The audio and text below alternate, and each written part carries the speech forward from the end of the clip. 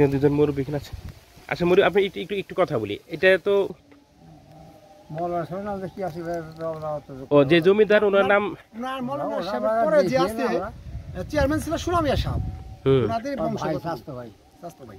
ও বর্তমান অবস্থা কেমন বলেন তো? বর্তমান অবস্থায় তারা নাই তো এখানে বর্তমানে তাদের শাসক যে একটা আছে, যারা শরিকান আছে তারা থাকে, আর যারা আছে সব মানে মারা গেছে। ও তাহলে তার শরিকা থাকে, তাহলে যারা ছিল জমিদার তার সবাই মারা গেছে, তাই না? জি জি।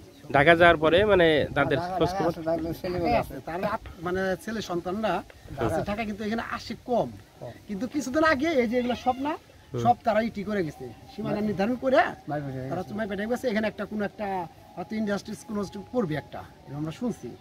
ও যে আসলে ওনার নাম কি? আলিমিয়া সাহেব, আলিমিয়া সাহেব ওনার ছেলে সন্তান।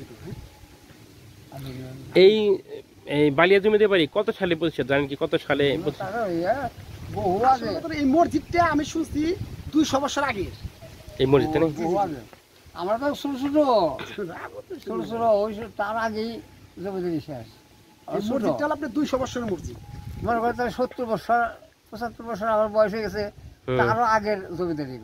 হ্যাঁ, পরে হলো আলিম মিয়া সাহেব আসলো, তারপর হলো সুনামিয়া সাহেব, উনি একচুটে অনেক বছর ছিল, চেয়ারম্যান ছিল। ও এই চাচতো ভাই। আপনার নাম কি? আমার নাম মোহাম্মদ কালাম বকশি। আপনি কি করেন?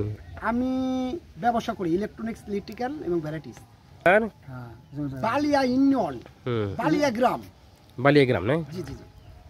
আচ্ছা, এই এলাকায় একটা জাতীয় পার্টি পার্টি দেখলাম, ওই আসু খান। জিয়াউর রহমান খান। না না, জাতীয় পার্টি। জাতীয় পার্টি আসু খান।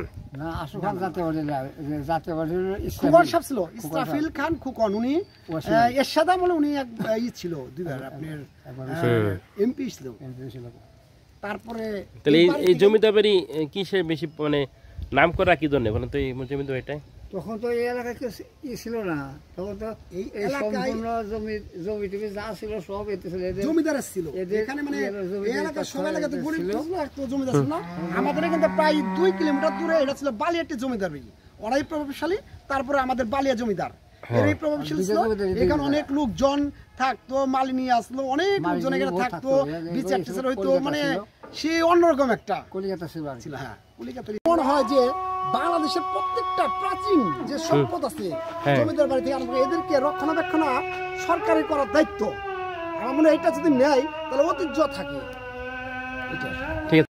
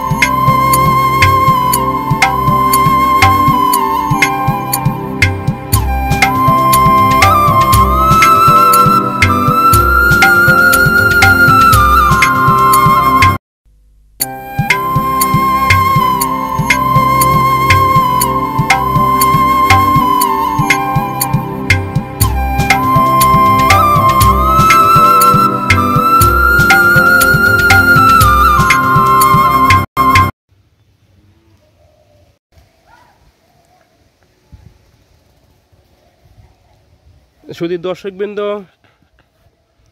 আমরা এখন দেখতে পাচ্ছি এটা বালিয়া জমিদার বাড়ি, মানিকগঞ্জে অবস্থিত। বালিয়া জমিদার বাড়ির সর্বশেষ অবস্থা। বালিয়া জমিদার বাড়ি ধামরাই জেলার, ধামরাই উপজেলার